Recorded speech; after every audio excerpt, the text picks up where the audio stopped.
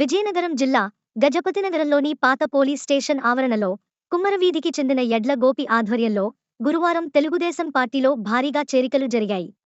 పార్టీలో చేరిన వారికి ఉమ్మడి అభ్యర్థి కొండపల్లి శ్రీనివాస్ కండువాలు వేసి సాదరంగా ఆహ్వానించారు. పార్టీ విజయమే లక్ష్యంగా పనిచేయాలని శ్రీనివాస్ కోరారు.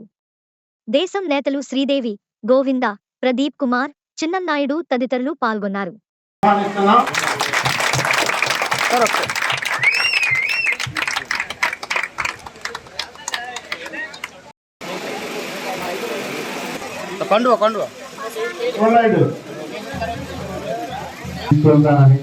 అభివృద్ధి చేస్తానని, కుటుంబాలకి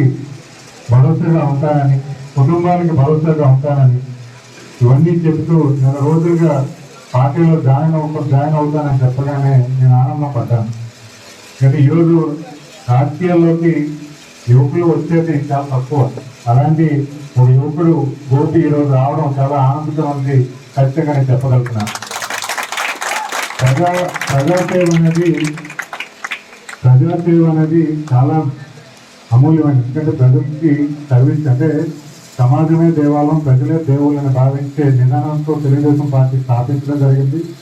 అలాంటి పరిస్థితుల్లో యువకుడైన గోపి ఈరోజు రాజకీయాల్లోకి వచ్చి నేను తెలుగుదేశం పార్టీలో నడుస్తాను, తెలుగుదేశం ఆశయాలకు కష్టపడి పనిచేస్తానని ఖచ్చితంగా ఆనందం కలిగించి ఈరోజు ఆహ్వానం పలకడం జరిగింది.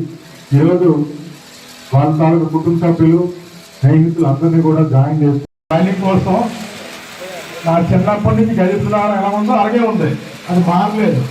ఈరోజు జాయిన్ అవ్వడానికి కారణం కూడా నా గజపతినగరం నేను ఎలాగైనా మార్చుకోవాలి. రోడ్లు నా చిన్నప్పుడు ఎలా ఉన్నాయి అలాగే కాలువలు ఉన్నాయి, కాలువలు లేవు. ఎవరో నాయకులు వస్తారో గోచుకుంటున్నారు. నెక్స్ట్ నాకు కారు ఉందని రేషన్ కార్డు తీస్తారు, నేను కోటేశ్వరం అలా ఉంది. ఏదైనా చేసి చూపిద్దాం, మానవుడికి కాదు. ఆహ్వానించిన ఆహ్వానం వచ్చినందుకు ధన్యవాదాలు.